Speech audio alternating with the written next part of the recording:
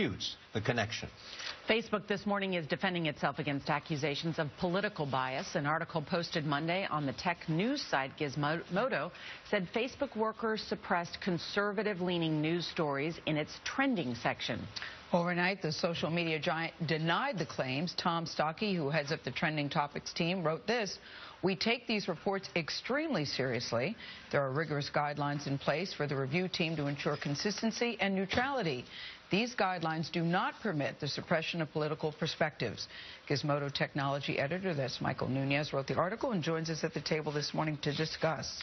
Hi, Michael. Hi, how are you? So what made you guys look into it, and what exactly did you find? So this started with the leaked document that was sent to Gizmodo unsolicited, and with that story, Leaked document from? A leaked document from a Facebook employee revealing an issue at the Menlo Park office. So it was about a Black Lives Matter note being scratched out on their famous signature wall and being replaced with All Lives Matter. So Mark Zuckerberg issued a statement privately in an internal document, and that was leaked to Gizmodo. When we published that story, it emboldened some Facebook employees to step forward and say, well, you think that's good? We have more information. And every time that we've published a story in the past 2 months, more and more employees have come forward with more revealing information. In the most recent case, we found that Facebook is sort of misleading the public about its trending news column. How? So it's misleading the public by saying that an algorithm is sorting what people are able to see, but what we found is that a select group of about 20 journalists, young 20-somethings, often Ivy League educated or from private East Coast schools, are the ones that are sorting through the news feed and determining what people are able to see and, more importantly, what they're not able to see. I thought that was interesting that you pointed out that they were from Ivy League schools. What are you trying to imply? Well, I think that there's a selection bias with these editors, right? So these aren't seasoned New York Times editors. They're certainly not people from the Chicago Tribune. These are contractors in a lot of cases. They're low-paid workers that don't get the same benefits as Facebook employees. And, I think that we just tried to report the information as we saw it. So in this case, we saw that these students were primarily East Coast educated, and we reported that. Now, you write, however, in your article, quote, "There is no evidence that Facebook management mandated or was even aware of any political bias at work." Correct. So there's no indication that management had anything. This was some rogue employees, or? No, I don't think it was rogue employees. I would call it an institutional failure. So, when, you showed a quote earlier about neutrality. Well, the fact is that they've set up a system that allows for human bias to enter, to impact what people are able to see in their feeds. Facebook said popular topics are first surfaced by an algorithm, then audited by a review team that is not allowed to discriminate. It says it has designed its tools to make discrimination technically not feasible.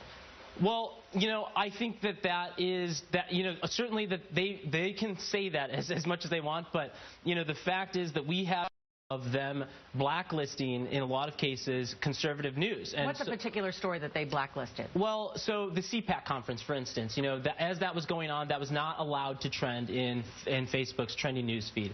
In another instance, not allowed means? Not allowed means, so every single topic that is shown in the trending news feed needs to be activated by one of these curators. So they say, yes, this is okay, this is a news event, and we'll allow it to trend. The problem is, and so when they do that, they write a summary of the news event, a headline, and find some corresponding stories. The problem is that there's such an emphasis on numbers among these curators that they often choose easier stories like Kim Kardashian posting an Instagram photo. That's a lot easier to summarize than something as nuanced as Ferguson protests or the Darren Wilson case or something along those lines. And something that's not one-dimensional. Why, Michael? Why would they want to censor it?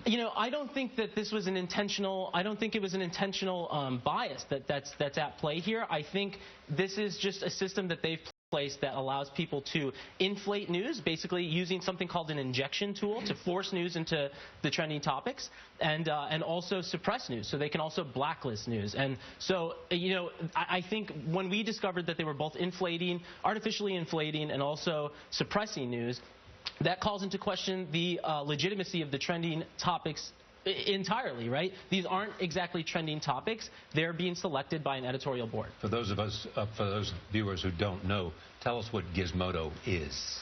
Gizmodo is a technology website that's focused on the future. We are interested in gadgets and things that will impact our future, and so social media is definitely a part of that. It plays an important part in our political discourse, and that's why we started to look into this in the first place. And what are the implications here, in your opinion?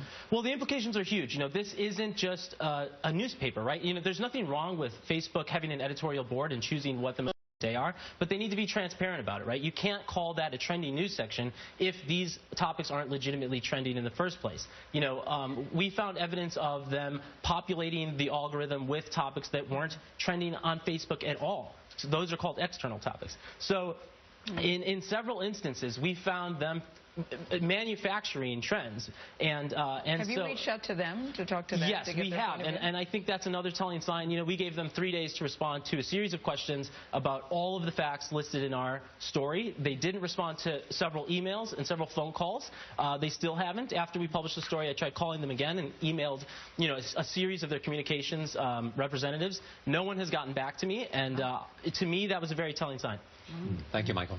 Thanks, Michael. Michael's going to be trending. Yes. Something tells me they're going to want to talk to you. Thank you, Mr. Nunez, for joining us today. Harvard says single-sex clubs are too exclusive.